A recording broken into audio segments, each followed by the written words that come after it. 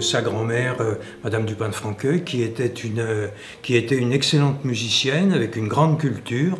Dès son plus jeune âge, eh bien, la musique a fait partie de son éducation à travers la harpe, à travers le solfège naturellement, mais aussi à travers le clavecin, puis plus tard la guitare et le piano et divers instruments qui l'ont toujours animé tout au long de sa vie. On sait qu'ici il y avait un errard, c'est là donc qu'il transpose certaines...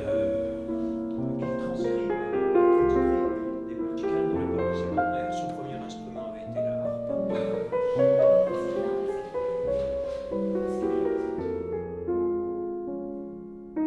Et la musique, qu'elle soit d'ailleurs chez George Sand, c'est très particulier malgré tout, mais cette musique, qu'elle soit du peuple ou qu'elle soit savante, eh bien elle l'a toujours passionnée et elle n'a jamais fait, si vous voulez, l'impasse par rapport à une autre, elle a toujours su allier les deux formes musicales.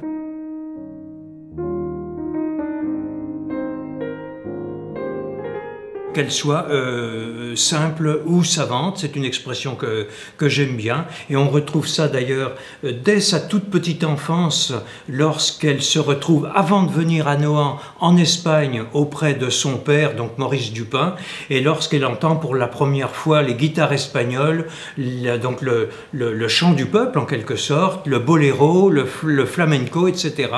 Eh bien cela, elle en gardera de très très bons souvenirs, et tout au long de sa vie, eh bien elle cultivera ces deux formes musicales qui ont été la musique populaire et la musique savante.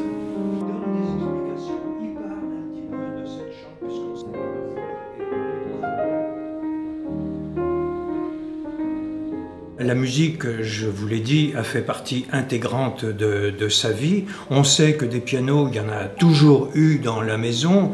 Bon, George Sand, naturellement, se prenait pour une piètre musicienne par rapport à des génies tels que Chopin ou que Liszt d'abord, qu'elle a connu avant Chopin et que Chopin plus tard, et puis d'autres. Mais par contre, eh bien, la musique a toujours fait, je vous le disais, partie intégrante de sa vie.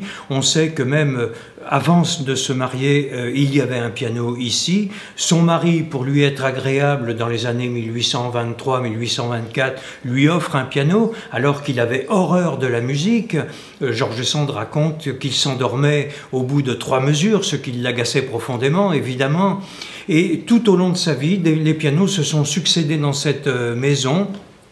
Et je me rappelle d'une phrase qu'elle a écrite également lorsqu'elle change justement de piano, où elle vend le vieux piano qu'elle avait et elle attend le nouveau, et elle est un petit peu comme une âme en peine, où elle écrit qu'elle est très embêtée, où elle ne peut pas faire pendant 2 ou 3 heures par jour de fausses notes, manquant de piano justement.